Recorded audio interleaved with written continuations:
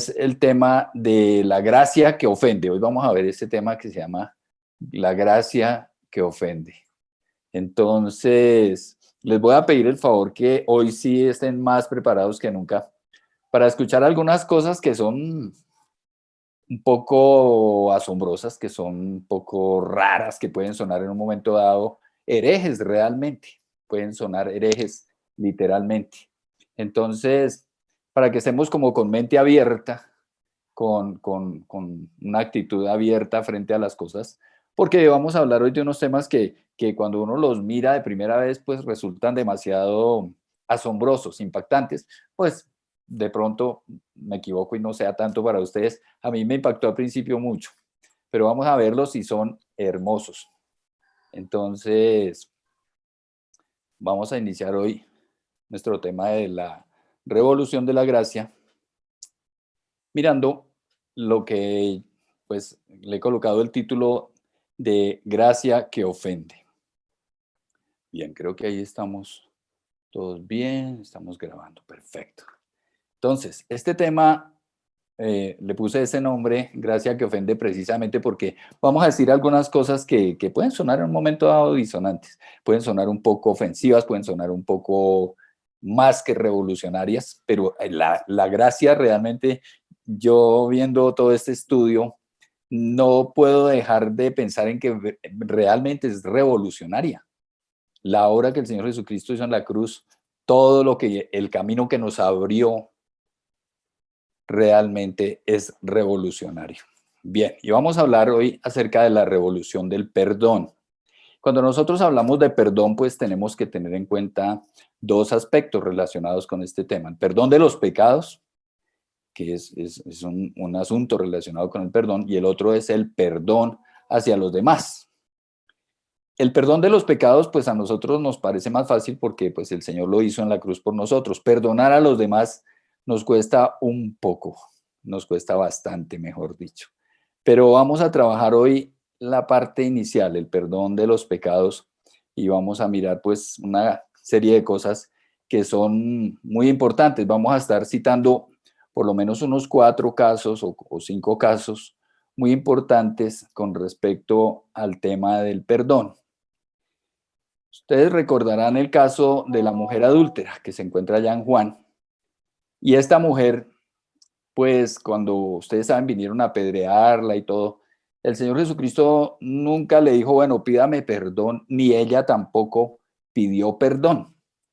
Sin embargo, el Señor la perdonó. Ustedes recuerdan eso, dijo, vete y tus pecados te son perdonados. El caso de la mujer del frasco de alabastro, del perfume, ¿no? También, pues ustedes recuerdan que un fariseo había invitado al Señor a comer a su casa y consideraba que Jesús no era un profeta porque dijo, si él fuera profeta seguramente sabría qué clase de mujer es esta, porque seguramente no era una mujer de muy buena reputación. Y empezó a cuestionar al Señor y el Señor se dio cuenta que lo estaba cuestionando. Entonces el Señor le plantea a este fariseo el caso de los 2 deudores. Y entonces había uno que debía más que el otro y el Señor le preguntó a cuál se le perdonó más y dijo, no, pues al que debía más. Dijo, bien has respondido. Entonces al que más debe, más se le perdona, ¿no?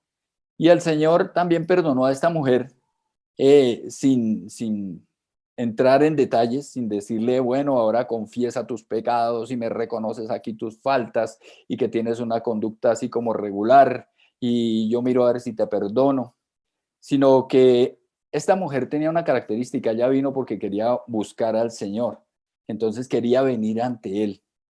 Y el Señor le permitió acercarse y la perdonó sin siquiera que ella entrara en detalles de sus pecados ni le pidiera perdón. Y el Señor le dijo, tus pecados quedan perdonados. ¿Por qué? Porque el Señor conoce el corazón arrepentido y eso es, digamos, lo que al Señor más le importa. El caso del paralítico a quien el Señor sanó, también recuerden ustedes que le llevaron un paralítico en una camilla y el Señor observó la fe que ellos tenían y simplemente le dijo al paralítico, ánimo hijo, tus pecados quedan perdonados. Entonces, esta actitud del Señor generó pues muchísimo inconformismo, sobre todo entre los líderes religiosos, los maestros de la ley y demás, porque les molestaba que se atreviera a tomar esa autoridad para perdonar pecados. Y en este caso tampoco el hombre confesó sus pecados ni pidió perdón. Entonces, nuevamente vemos que para el Señor lo importante es el corazón arrepentido. En el caso del hijo pródigo, que pues todos conocemos la parábola, recordemos que el padre pues representa al Señor y el padre pues tampoco le dio tiempo a su hijo de pedir perdón, sino que simplemente se dice que se lanzó sobre su cuello y lo abrazó y bueno, sí, el muchacho, aunque traía un rollo preparado para decirle a su padre, pues no le alcanzó a decir sino un pedacito, pero no le pudo pedir perdón, ni el padre tampoco estaba interesado en que le pidiera perdón. Entonces, pues todo esto nos está dando una enseñanza muy grande y es que Dios no necesita que nosotros le pidamos perdón para ser perdonados. Y este es un concepto muy revolucionario acerca del arrepentimiento y del perdón de pecados. Cuando nosotros venimos al Señor, obviamente que nosotros venimos, reconocemos nuestra condición de pecado, rendimos nuestra vida ante Él, pedimos perdón, nos entregamos, el Señor lo recibimos como nuestro Señor y Salvador y nuestra vida empieza a andar de la mano del Señor. Pero cuando el Señor nos recibe, pues nosotros fuimos perdonados. Sin embargo, de ahí en adelante, cada vez que nosotros fallamos nuevamente, volvemos a pedir perdón. Entonces, miren ustedes que el común denominador en estos casos es que no pidieron perdón, pero tuvieron fe y en su corazón había arrepentimiento. Y el perdón les fue concedido simplemente por eso, porque para el Señor es de mucha estima el pecador arrepentido sin necesidad de que tenga que estarle diciendo que lo perdone. Y recuerden que en la ocasión pasada decíamos una cosa también que sonaba como hereje, y es que no necesitamos estar confesando pecados cada rato, confiese y confiese y confiese para poder obtener el perdón. Igual tampoco tenemos que estar pidiendo perdón para obtener ese perdón. Y este es un concepto bastante revolucionario, bastante fuerte, ¿no? Entonces, para tener en cuenta, pues, con respecto al tema del arrepentimiento y el perdón, lo más importante es que haya la rendición, el reconocimiento de nuestra condición de pecadores y estar dispuestos al cambio. Eso es lo importante. El Señor no necesita que le estemos pidiendo tanto perdón. El perdón, como dice ahí, no es progresivo, es instantáneo y ya ocurrió en la cruz. A veces nosotros creemos que fuimos perdonados hasta el momento de la conversión, ¿no? Y que de ahí en adelante nos tenemos que hacer cargo nosotros de los pecados que cometamos en adelante después de nuestro momento de rendición al Señor. Esa es una actitud legalista, esa es una condición legalista que nosotros tenemos. Y el pedir perdón no está mal, pero no es necesario. Esto no es un asunto que se Ujú. requiera, es decir, no es un requisito para poder ser perdonados. Entonces, ¿cuál es entonces la clave de, del perdón de pecados? La clave del perdón de pecados es el arrepentimiento. Hay unos pasajes que hablan de confesar y apartarse, y por supuesto cuando nosotros vinimos al Señor confesamos y nos rendimos al Señor y pedimos perdón y entregamos nuestra vida, pero de ahí en adelante no tenemos que seguir con esa retahíla. Miren ustedes que dice que el que encubre su pecado jamás prosperará, pero quien lo confiesa y lo deja, allá el perdón. Dice, cuando hay conversión, hay perdón. Entonces, fíjense ustedes que los salmos y los demás pasajes declaran que mientras callé se envejecieron mis huesos en mi gemir todo el día. Y todos estos pasajes nosotros los interpretamos a que como que tenemos que seguir haciendo confesión permanente de pecados. El perdón es concedido cuando hay un verdadero arrepentimiento, un arrepentimiento sincero. Porque como les decía hace un momento, para el Señor es de mucha estima el pecador arrepentido, más que la forma, más que el ritual, más que el procedimiento. Bien, entonces hay muchas cosas que hemos tenido equivocadas acerca del perdón. Entonces tenemos conceptos como estos que son equivocados, que recibimos perdón solamente cuando lo pedimos. Ese es un concepto equivocado. Que solo somos perdonados de los pecados confesados, otro concepto equivocado que lo veíamos en la ocasión pasada. Y por supuesto, dependiendo de lo conservadora que sea una persona, pues va a dar lugar a todas las discusiones del mundo. Por eso les decía yo a ustedes, cuando nosotros empezamos a estudiar este tema de la gracia y lo vamos a estudiar abierta y claramente, pues necesitamos tener una mente abierta, una disposición de corazón y mental y espiritual para escuchar cosas que en un momento dado pueden sonar demasiado fuertes. Otro concepto equivocado es que solamente somos limpios cuando confesamos, que somos perdonados y perdonamos, y eso lo vamos a ver ahorita más adelante. Nos aplicamos nosotros mismos como una especie de ley del talión, nos la aplicamos a nosotros mismos y se la aplicamos a los demás. Pero la verdad verdadera es que hay unos conceptos que son más religiosos que necesarios. Nosotros nos sentimos mejor si pedimos perdón. Eso es un asunto psicológico que ocurre en nuestro interior. Pero Dios no necesita de eso. Dios no necesita que confesemos nuestros pecados para podernos conceder el perdón. Es algo que nosotros psicológicamente sí requerimos y sí queremos hacer. Entonces, la verdad es que hemos estado muy equivocados acerca del Padre. Miren ustedes que en esa parábola del hijo pródigo, se ve muy claramente la paternidad de Dios, se expresa muy bien. Entendemos que Dios nos acoge por su amor, no nos acoge por nuestra perfección, que Dios quiere que seamos sus hijos y no siervos. Recuerden lo que le pasó al hijo pródigo, él volvió a donde su padre y le dijo, no, yo quiero ser uno de tus jornaleros. No, no, no, no, no, el Señor no está interesado en siervos, Él quiere hijos. Y nosotros tenemos el problema que nos definimos mucho por lo que otros piensan. Tenemos esa tendencia a definirnos mucho por lo que otros piensan. Y Dios quiere que nosotros nos veamos más como hijos antes que siervos. Entonces, todo este tipo de cosas generan en nosotros inseguridad por de pronto creer que somos peores que el otro, inestabilidad por la duda, o también podría producir el caso contrario, ¿no? Orgullo de ser mejores que otros. Entonces, en este sentido, nosotros empezamos a generar una codependencia con las personas. Y la idea es dejar esa codependencia. Nosotros dependemos del Señor y tenemos que aprender a hacer eso.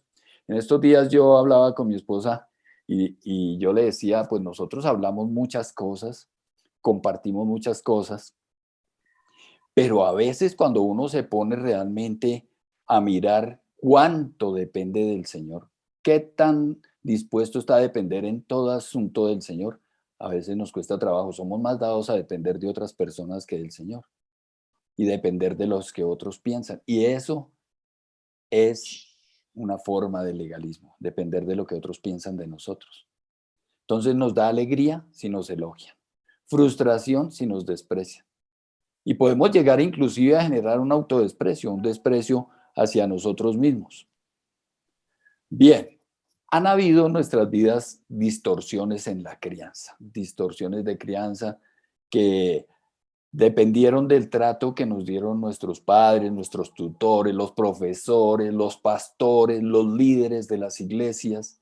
Entonces, eso ha generado distorsiones acerca del Padre, me quedó un errorcito ahí, acerca del Padre por el trato que nos han dado esas autoridades que están sobre nosotros.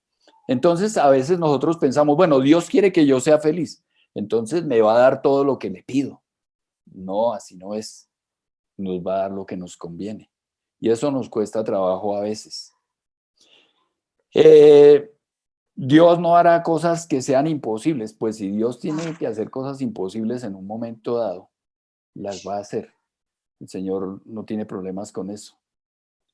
A veces resultamos pensando que Dios no se interesa por todos mis asuntos. Por algunas cosas sí, como que por otras no se interesa mucho. Todas estas son distorsiones generadas desde nuestra crianza y todas las distorsiones que generaron nuestras autoridades, el mal manejo que ellos tuvieron, nuestros propios padres, profesores, pastores, líderes, esas se las trasladamos al Señor, a nuestra relación con Dios. Entonces, a veces nuestra relación con el Señor se ve afectada por todo esto. Por ejemplo, pensamos que Dios no es tan emocionalmente cercano a mi vida, le interesa como un poquito, pero no como mucho. A veces también resultamos pensando que Dios es abusivo, que Dios está haciendo mal con este mundo, que está haciendo mal con mi vida, que me está poniendo en circunstancias que yo no, que a mí no me sirven, que Dios me pone en adversidades que a mí no me edifican para nada. Bueno, y una cantidad de conceptos que nosotros andamos teniendo equivocados acerca del Señor por la influencia de nuestras autoridades. Que Dios no es tan real como dicen, porque en ciertas cosas veo que sí obra y en otras como que no se mete mucho, como si fuera eso cierto y lo asumimos así, y sobre todo que tenemos una gran característica, y es que como el Señor no habla ni expresa verbalmente lo que no está bien para refutárnoslo, sino que lo tendremos que ir aprendiendo a través del proceso de oración, de estudio, de devocionales, de interacción con el Señor, de los mensajes que nos da a través de las predicaciones, de la palabra. Pues el Señor no grita, el Señor no responde a gritos como lo haríamos nosotros cuando somos abusados, cuando han sido abusivos con nosotros. Entonces, a veces también pensamos que Dios a veces como que me abandona, hay veces que siento tan cerquita su presencia y hay veces que me siento como tan abandonado, como que me dejó y siempre ponemos al Señor en el banquillo y culpable sale, culpable sale. A veces pensamos, como veíamos en la ocasión pasada, que Dios es injusto, o que Dios es tacaño, porque Dios teniendo todo, siendo el dueño del oro y la plata, teniendo todo el dinero del mundo, teniendo todas las propiedades del mundo, ¿por qué no me da más? Y empezamos a pensar en un Dios mezquino, en un Dios tacaño, en un Dios que no está como a la altura de las circunstancias de su capacidad y de su nivel. Que Dios es egoísta o que Dios ahorra su poder, ¿por qué no hace un milagro y me están allá aquí de inmediato? No, está ahorrando su poder, como que no lo quiere gastar, o que Dios no es generoso. Y tenemos una cantidad de conceptos que surgen a, a partir de todo lo que ocurrió con nuestras autoridades que hemos tenido siempre en nuestra vida. El hijo pródigo también tenía unas distorsiones. Por ejemplo, él pensaba, mi padre no sabe manejar el dinero, yo puedo hacerlo mejor. Y así nos pasa a nosotros en ocasiones con Dios. Creemos que podemos hacerlo mejor que Él. Y la función de mi padre es darme lo que yo quiero, lo que yo necesito. Y en ocasiones llegamos a pensar, bueno, pues yo no lo necesito, no necesito de su hogar, puedo vivir mejor sin Él. Y todas estas distorsiones afectan nuestra relación con el Padre. Y este tipo de distorsiones son las que nos hacen pensar acerca del perdón, lo impropio que estamos pensando y que no deberíamos tener como parte de nuestra vida. En ese relacionamiento equivocado, miren ustedes que el hijo pródigo quería beneficiarse del padre, dijo, dame la herencia. Y a veces nos reducimos a que nuestra relación con Dios es solamente para pedirle o suplir nuestras necesidades. Dice la escritura, comenzó a faltarle. Y comenzó a pensar, aún los siervos de mi padre tienen más de lo necesario. Y entonces empezamos a descubrir un vacío en nuestras vidas, que fue lo que le pasó al hijo pródigo. Y empieza a analizar todas estas cosas. Vio la necesidad de tener que superar crisis existenciales, dice la escritura, volviendo en sí. Y en ocasiones volvemos nuestros ojos al Señor en las crisis existenciales o circunstanciales de la vida. Y cuando vemos que no podemos salir adelante por cuenta propia, volvemos los ojos al Señor. Es decir, nosotros estamos como tratando de buscar un seguro de vida en Él. Y a veces vamos entendiendo que no podemos vivir sin Él. Y miren ustedes que este hijo pródigo, dice la escritura, y levantándose vino a su padre, y cuando aún estaba lejos, lo vio su padre y fue movido a misericordia y corrió y se echó sobre su cuello y le besó. O sea, el padre nunca le dio la oportunidad de venir a decir, lo que alcanzó a decir fue poquito, no alcanzó a decirle, perdóname. Porque en este momento, cuando el hijo pródigo descubre realmente el amor de su padre, empieza a conocer su amor ante esa realidad fuerte que estaba viviendo y empieza a aprender acerca de ese amor incondicional del padre, que al padre no le importó que hubiera despilfarrado, hubiera acabado con todo, lo que le importaba era que volviera.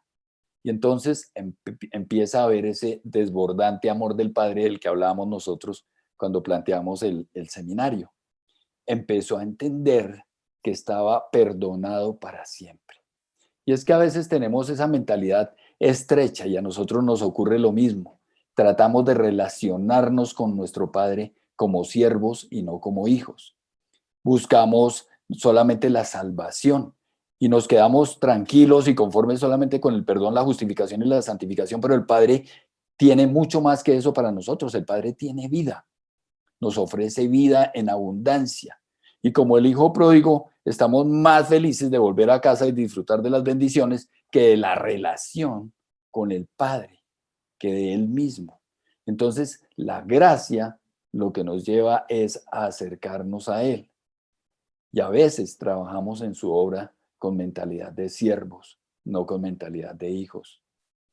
Y ponemos el privilegio de trabajar para Dios antes que conocerle a Él mismo, que relacionarnos con Él mismo. Entonces, fíjense ustedes tantas distorsiones que hay en nuestras vidas. Por citar algo del otro hermano, pues vino la envidia. El hijo mayor tampoco había vivido como hijo, sino también estaba viviendo como siervo.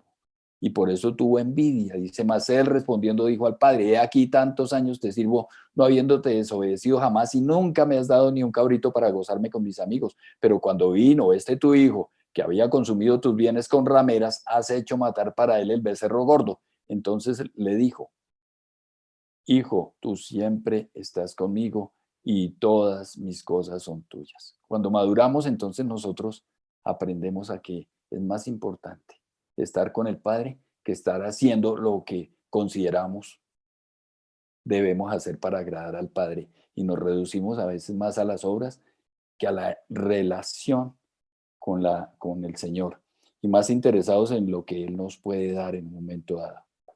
Entonces tenemos que nosotros ir cambiando el enfoque.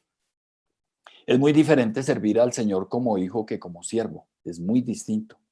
Jesús le preguntó a Pedro 3 veces, Pedro, ¿me amas? Porque le interesaba más su relación con él que lo que iba a hacer en su obra, que lo que el Señor le iba a encomendar que hiciera en su obra. El siervo depende mucho de lo que los demás piensan de él, pero cuando nosotros somos hijos, somos dignos por el amor del Padre. Él es el que nos hace dignos. No tenemos que ganarnos el favor de nuestro Padre con servicio, que esa es una cuestión que a veces en la que nosotros podríamos caer. Entonces la pregunta es, ¿eres hijo o jornalero, siervo o amigo? ¿No? Porque el asalariado trabaja para sí mismo y el hijo lo hace para el Padre por amor. Entonces, cuando hacemos eso así, contamos con los privilegios que nos ofrece nuestra relación de hijos con nuestro Padre. Entonces, no necesitamos buscar el reconocimiento, que es lo que muchas veces nos mueve. Entonces, es el Padre quien define mi vida, quien nos define a cada uno de nosotros. Dice que le dio ropa, que le dio anillo nuevo, ¿no es cierto? Dice, lo selló, igual que ha hecho el Señor con nosotros, porque recuerden que ese anillo era un símbolo de un sello y con su Espíritu Santo el Señor también nos selló y nos dio identidad. Y entonces podemos ver nosotros como en esta parábola el hijo pródigo no tuvo que pedir perdón. O sea, y esta es digamos, la enseñanza que estamos viendo a partir de este tema del perdón. Dios no necesita que le pidamos perdón para ser perdonados. Ese calzado en los pies podría significar la libertad otorgada al hijo para salir con la seguridad de que regresa, de que no se va a ir otra vez a perderse en las trivialidades del mundo. Nos da el Señor esa libertad para movernos con confianza. Esa es la gracia, la libertad para movernos con confianza y no vivir atados a un poco de preceptos, a normas, a reglas, a esclavitudes que Dios nunca quiso, que Dios nunca planteó, nunca trató para nosotros. Entonces aprendemos a movernos en la voluntad del Señor, en la voluntad propia y no por obligación. Entonces, dice, Él hace fiesta y se siente orgulloso de nosotros. Aquí vamos a mirar otros conceptos revolucionarios que los habíamos hablado un poquito en la ocasión pasada, sobre el inicio de la vigencia del Nuevo Testamento. Recuerden que el Nuevo Testamento dijimos que realmente no inicia con el nacimiento del Señor Jesucristo en la primera página después del libro de Mateo, sino con la muerte del Señor. Dice, pues un testamento solo adquiere validez cuando el testador muere y no entra en vigor mientras vive. Entonces fue la muerte del Señor Jesucristo y no su nacimiento la que le dio inicio al Nuevo Testamento. Es su sangre la que da inicio al nuevo pacto. Recordemos que el Señor Jesucristo nació bajo la ley. Allá en Gálatas 4 dice, pero cuando se cumplió el plazo, Dios envió a su Hijo nacido de una mujer, nacido bajo la ley, para rescatar a los que estaban bajo la ley, a fin de que fuéramos adoptados como hijos. Entonces, yo quiero que tengamos este concepto muy en cuenta para lo que vamos a ver ahora. Realmente el testamento, el Nuevo Testamento, entra en vigencia una vez que el Señor Jesucristo muere en la cruz, no antes, porque el tener claro esto nos va a dar luz sobre un concepto que vamos a ver ahora que es bastante revolucionario, bastante interesante también. Entonces, miren ustedes,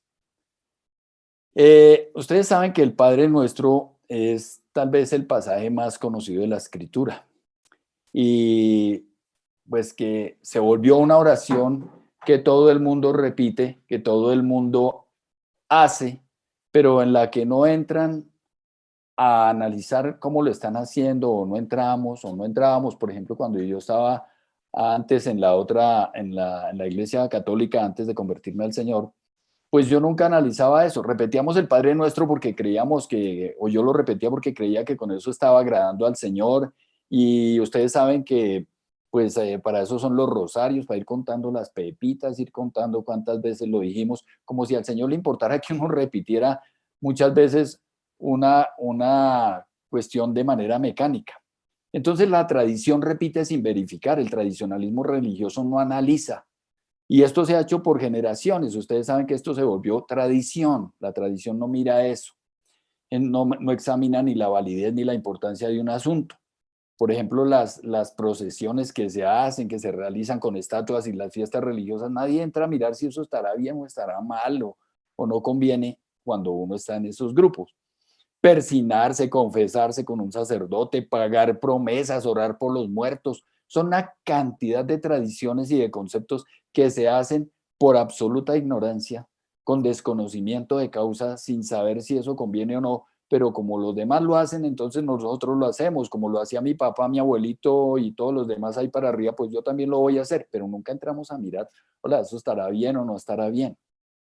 Esta oración fue dada como un modelo, no es un asunto para repetir. Yo sé que ustedes todos son cristianos y todos saben esto, pero lo estoy aclarando porque pues también sé que entran personas de otros lugares. Entonces, Dios nunca ha querido con nosotros una relación mecánica. Dios quiere una relación directa, personal y amorosa. Entonces, esta oración tiene un concepto revolucionario para la época antiguo testamentaria que lo dio el Señor Jesucristo y es el concepto de Padre. Entonces dice Padre nuestro.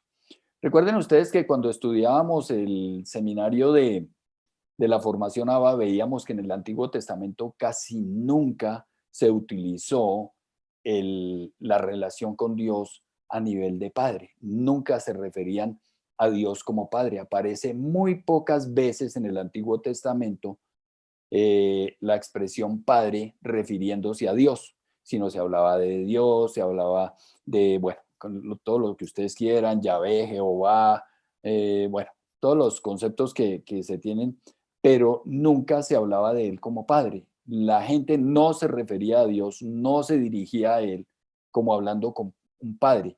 Y el Señor Jesucristo sí, en esta oración, rompió ese esquema y les dijo, cuando vayan a orar, oren de la siguiente manera: Padre nuestro que estás en los cielos. Y empezó a decir la oración que se quedó y que se volvió pues una relación mecánica entre todas las personas de las diferentes religiones a lo largo pues, de algunas religiones a lo largo de todo el planeta. Entonces, el concepto revolucionario maravilloso que introduce el Señor aquí es el concepto de Padre, de paternidad de Dios. de hablar y relacionarnos con Él como Padre, que como les digo, este concepto no existía en la antigüedad. Pero este Padre Nuestro tiene una característica y es que el Padre Nuestro contiene, además de este concepto revolucionario para los de la época. Recordemos que para nosotros no es revolucionario dirigirnos a Dios como Padre, para nosotros no lo es. Nosotros nos dirigimos a Él con la mayor naturalidad del mundo como Padre. De pronto nos falta en nuestro corazón tenerlo claro y aunque le decimos Padre, no nos relacionamos con Él como tal y eso es lo que tenemos que aprender. Pero en la época del Señor Jesucristo, para los líderes religiosos, los maestros de la ley, los rabinos, los que conocían de la ley, para ellos sí era muy revolucionario que les dijera que se dirigieran a Dios como Padre o que Él se dirigiera a Dios como Padre, enseñándonos a dirigirnos a Él como Padre.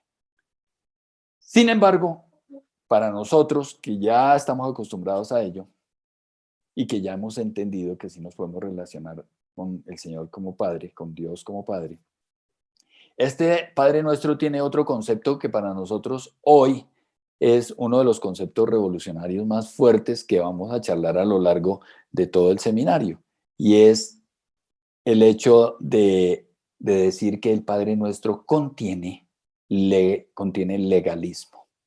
El Padre Nuestro es una oración que pues ha sido analizada, estudiada, escudriñada por grandes estudiosos, exégetas y demás, pero leyendo a algunos autores coinciden en que el Padre Nuestro es una oración del pasado en algunos aspectos. No vamos a satanizar el Padre Nuestro y a decir, bueno, el Padre Nuestro mandaba a recoger y de aquí en adelante no lo vamos a volver a tener en cuenta. No, pero el Padre Nuestro contiene unos conceptos legalistas que a nosotros, que estamos en la gracia, recuerden ustedes que cuando Él les estaba enseñando a orar a los líderes religiosos de la época. Ahora este Padre Nuestro para nosotros ya tiene tintes legalistas. Entonces, vamos a mirar con más detalle cuáles son esos tintes. Perdonar para ser perdonado. Dice, perdónanos nuestras deudas como también nosotros hemos perdonado a nuestros deudores. Y no nos dejes caer en tentación, sino líbranos del maligno, porque si perdonan a otros sus ofensas, también los perdonará a ustedes su Padre Celestial. Pero si no perdonan a otros sus ofensas, tampoco su Padre les perdonará a ustedes las suyas. Mateo 6, 14, 15. Este concepto es un concepto absolutamente legalista. Jesús explicaba a los judíos de su tiempo cómo orar, pero esto lo hizo antes de morir por los pecados de la humanidad en la cruz del Calvario.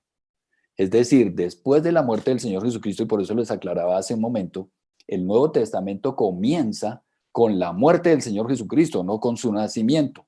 Entonces, este concepto fue enseñado en tiempos de la ley, porque recordemos que el pasaje que leíamos ahorita dice que el Señor Jesucristo vino, nació bajo la ley para rescatar a los que estaban bajo la ley.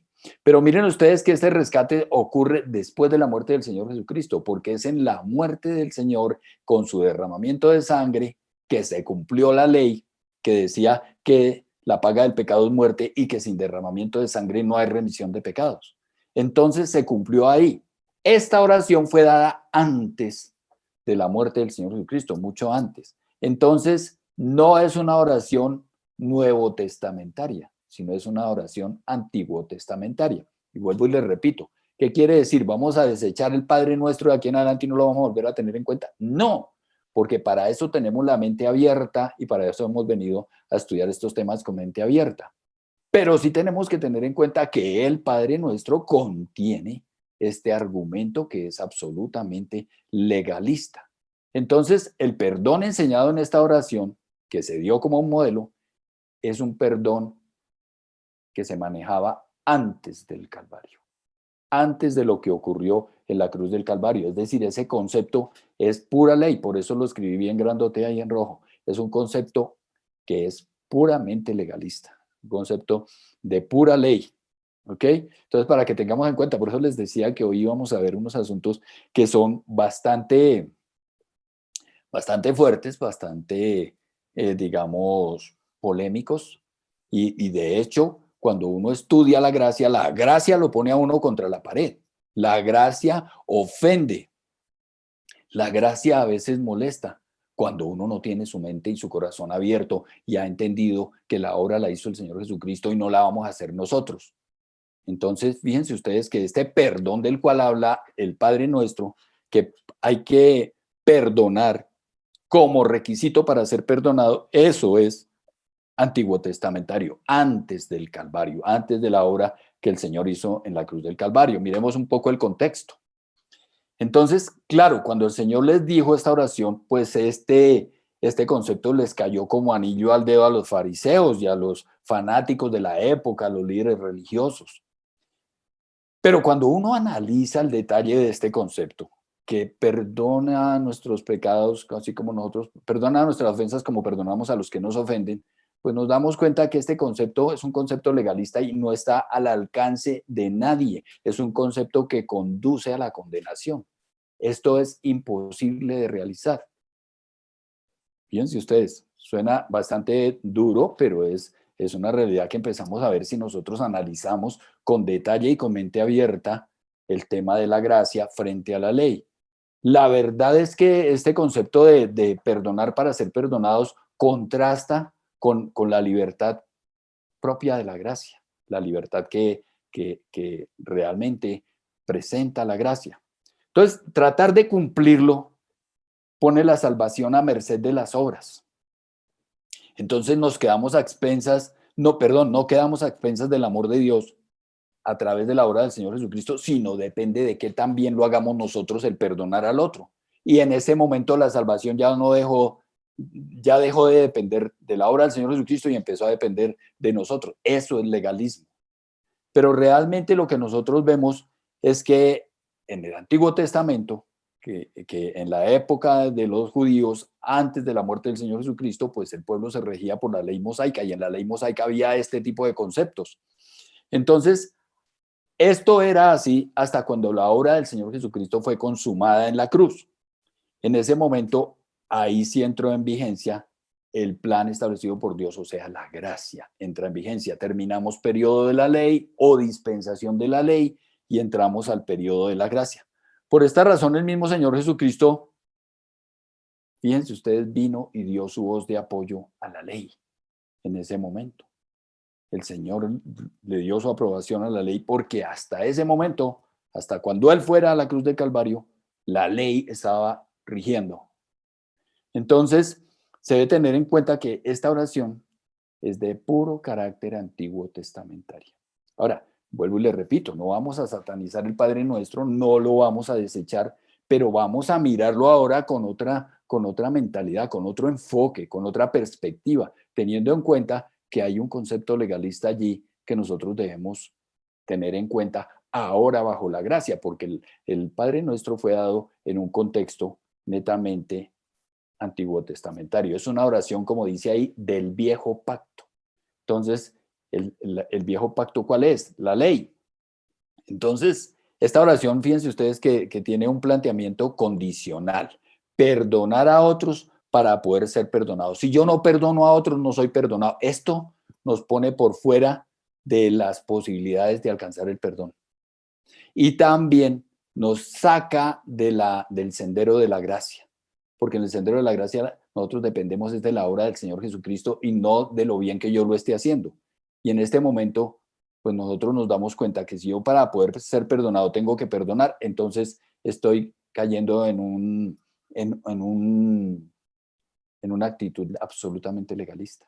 Entonces, la salvación se pone a depender de nosotros. Y eso no es así. La salvación es por la obra única y exclusiva del Señor Jesucristo. Nosotros no tenemos que hacer nada para ganarnos la salvación. O sea, como decía Chiqui Polo y Kerry Wood, arréglamelo, por favor. Ellos decían, tú no has hecho nada para merecer el amor de Dios y no puedes hacer nada para impedir que Él no lo siga concediendo, para impedir que Él nos dé su amor. Entonces, ese concepto de perdona nuestras deudas, como también nosotros hemos perdonado a nuestros deudores, es un concepto que se sale completamente de el concepto de la gracia y que pone nuestra salvación a merced de lo bien que lo hagamos nosotros. La obra nuestra no cuenta. La obra nuestra no cuenta. El Señor, ¿qué es lo que mira? ¿Cuál fue la calidad de la rendición de una persona? Si realmente rindió su corazón a Dios, si reconoció al Señor Jesucristo como Señor y Salvador. Eso es lo único que realmente importa. No importa en un momento, miren ustedes lo que les estoy diciendo de revolucionario. No importa si yo no he perdonado a mi hermano. Y eso es bastante revolucionario. Y de acuerdo a lo que yo veía en redes sociales de algunos predicadores, pues esto no lo comparte mucha gente. No lo van a poder compartir porque, pues es que la verdad es, en lo que yo he visto, es que tener a las personas sometidas a este tipo de cosas permite manipularlas. Es decir, cuando una persona se entra en un concepto tan absolutamente conservador, pues es una persona fácil de manipular, que es lo que en muchas ocasiones, y tengo que decirlo, algunos pastores buscan. No es el caso, aclaro, no es el caso de nuestra iglesia del Río, donde ustedes saben que Andrés pelea, mejor dicho, él defiende a capa y espada la gracia, y él no está de acuerdo en absoluto con la religiosidad ni el legalismo, pero para nada. Entonces, hablo de otras iglesias y otros pastores donde sí utilizan ese miedo que le meten a la gente como instrumento de control y de dominación. ¿Ya? Y la idea no es esa. El Señor nunca vino a esclavizarnos y a someternos a conceptos legalistas. El Señor quiere que vivamos en libertad. Pero a los pastores les da miedo que la gente se les vaya de la iglesia porque empiecen a entender que hay muchas cosas que así no son. Entonces, la salvación no depende de nosotros, la salvación depende de la obra del Señor Jesucristo en la cruz. Este concepto de que si nosotros no perdonamos, tampoco vuestro Padre que está en los cielos los perdonará o os perdonará vuestras ofensas, es un concepto que no pertenece a la gracia.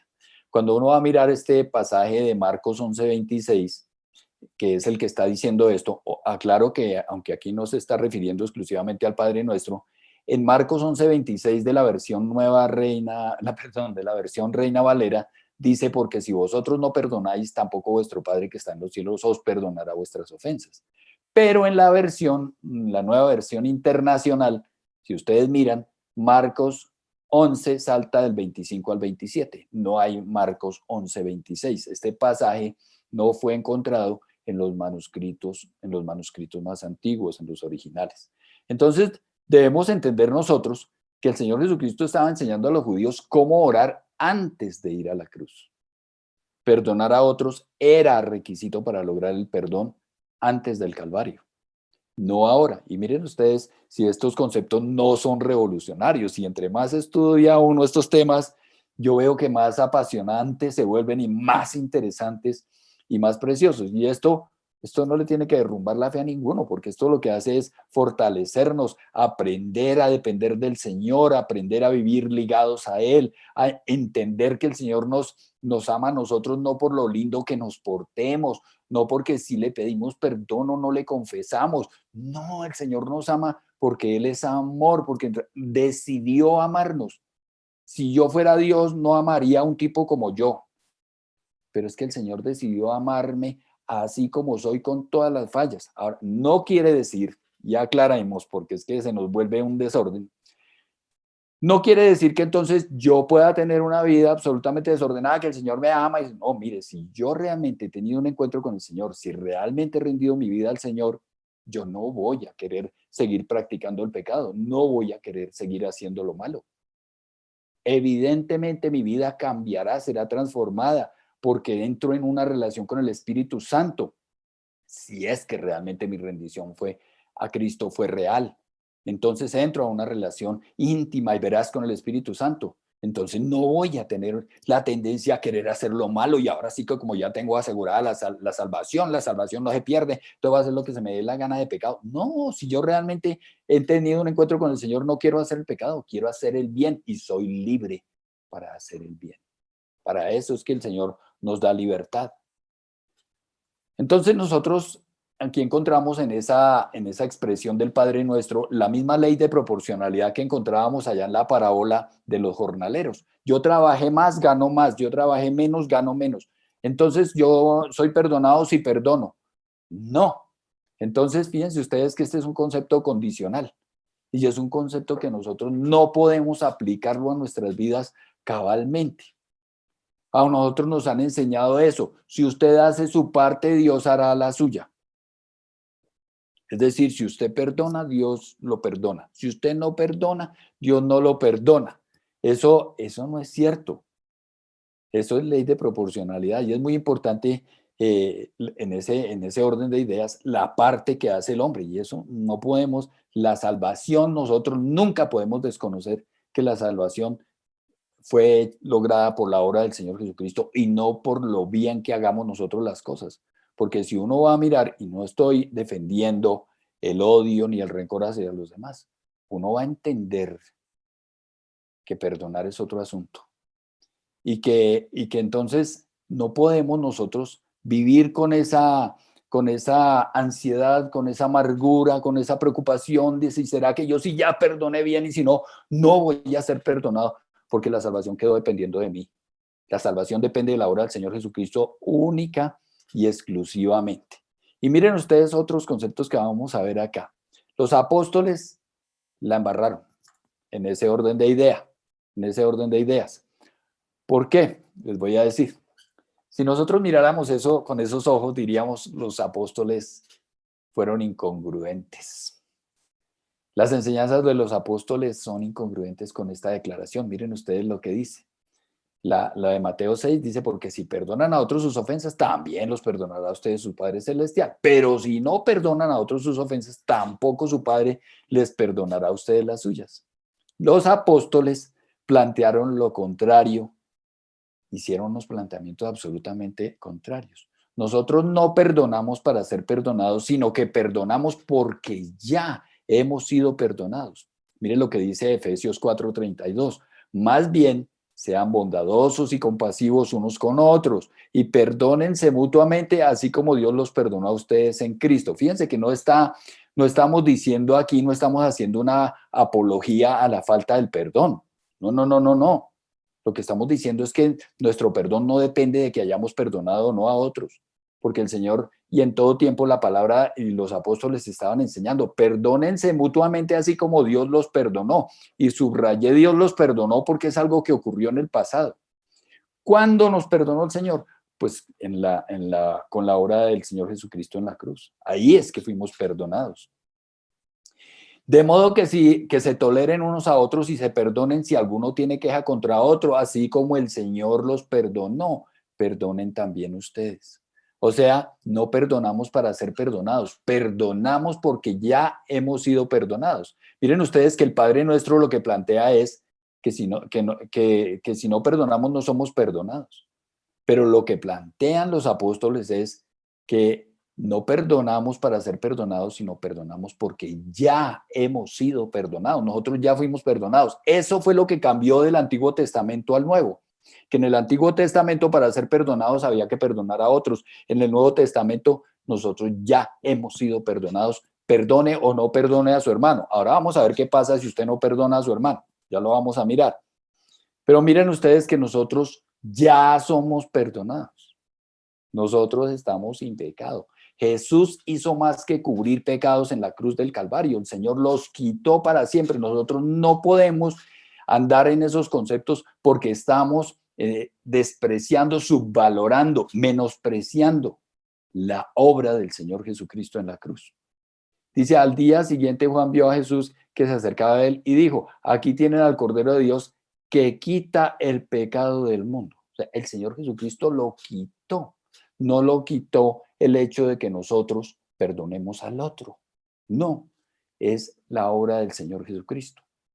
Dice también allá en Hebreos 10, 11 al 13, dice, todo sacerdote celebra el culto día tras día ofreciendo repetidamente los mismos sacrificios que nunca pueden quitar los pecados.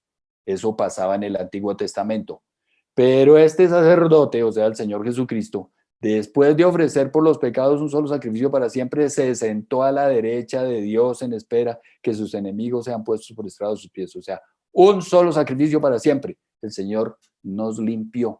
Una era la situación en el Antiguo Testamento, en la ley, bajo la ley, antes de que llegara la gracia, y otra muy distinta, la que ocurre después de la muerte del Señor Jesucristo, de su obra maravillosa. No hablemos de la muerte, hablemos de la obra gloriosa del Señor Jesucristo en la cruz del Calvario, que nos dio acceso a nosotros a la salvación.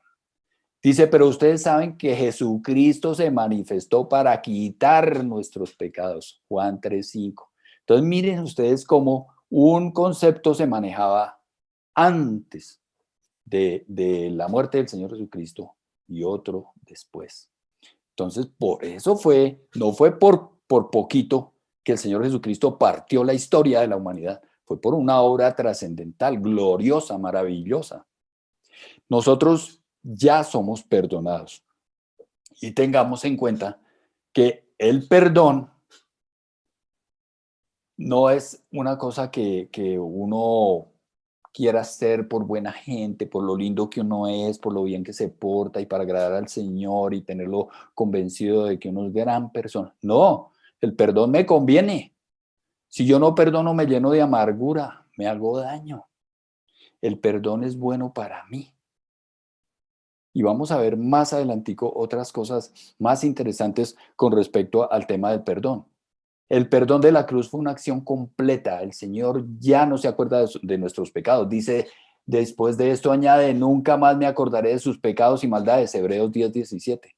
Regresará por nosotros sin ninguna relación, sin ningún asunto que ver con nuestros pecados. Dice, también Cristo fue ofrecido en sacrificio una sola vez para quitar los pecados, que no los quitaban los animales en el Antiguo Testamento, ni la sangre de los machos cabríos, nada de eso quitaba el pecado.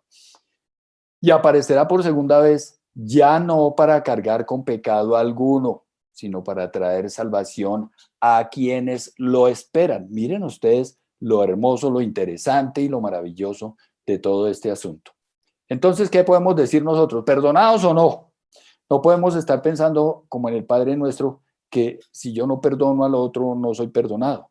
Es que si yo no perdono al otro, me hago daño yo mismo. Pero el Señor no necesita que yo perdone al otro para que me perdone a mí, porque el Señor no me perdona a mí por el hecho de que yo perdone a otro. El Señor me perdona a mí por la obra que hizo el Señor Jesucristo en la cruz, que trasciende toda la humanidad. El gran amor del Señor nunca cesa. Lo que pasa es que nosotros, si pecamos, nos sentimos alejados de Dios. Pero ese distanciamiento lo explicó un día Andrés, y yo por eso tomé esta frase en alguna prédica. Este distanciamiento es psicológico, no espiritual. El Señor jamás se aleja de nosotros, el Señor jamás nos deja. Su amor es demasiado grande. No nos alcanzamos nosotros a dimensionar la grandeza de su amor, y por eso creemos que se aleja y nos deja. No podemos ser condenados por un mismo pecado varias veces. El perdón es una vez, solamente una vez, e incluye todos los pecados del presente, pasado y futuro. Por lo tanto, ya no hay ninguna condenación para los que están unidos en Cristo Jesús. Por medio de él, la ley del Espíritu de vida me ha liberado de la ley del pecado y de la muerte, palabras del apóstol Pablo. Entonces, nosotros hemos sido llamados a libertad y podemos vivir sin temor, porque en el amor no hay temor. Dice, el amor perfecto echa fuera el temor. El que teme espera el castigo, así que no ha sido perfeccionado en el amor. Lo mismo que hizo el faraón con los israelitas, que quería volverlos a llevar cautivos, es lo mismo que el enemigo trata de hacer con nosotros. Después de habernos rescatado el Señor del mundo de pecado, el enemigo nos quiere convencer que no, que nosotros estamos condenados. Y ese tipo de conceptos nosotros tenemos que erradicarlos de nuestra vida, porque nos amargan, nos someten, nos doblegan, nos impiden el desarrollo espiritual. Entonces el enemigo pretende que creamos que Dios quiere que volvamos a la cautividad. No, tenemos que ser conscientes y mirar este Padre Nuestro con una perspectiva mucho más clara. Entonces, decimos que nos ha perdonado, pero también que nos va a condenar. No, ese no es el Señor, claramente que no es así. Entonces, para terminar, pues les comparto este concepto. Mire, Fuimos juzgados. El veredicto fue culpable. La sentencia fue muerte y ya se aplicó. ¿Dónde se aplicó? Se aplicó en la persona del Señor Jesucristo hace 2000 años. Entonces nosotros no podemos vivir arrastrando con conceptos antiguotestamentarios del pasado. Eso es pretender uno vivir una esclavitud. Y nosotros hemos sido llamados a libertad. La libertad de la gracia es preciosa y a eso es que nos ha llamado el Señor, a la libertad, a dejar de ser esclavos de una serie de conceptos absurdos que nos someten, que nos esclavizan y que nos impiden desarrollarnos con libertad y hacer con libertad y con disposición lo que el Señor nos ha llamado a hacer. Crecer en nuestra relación con Él y bueno, el que quiera servirle al Señor, servirle. Pero pues la gran comisión es para todos.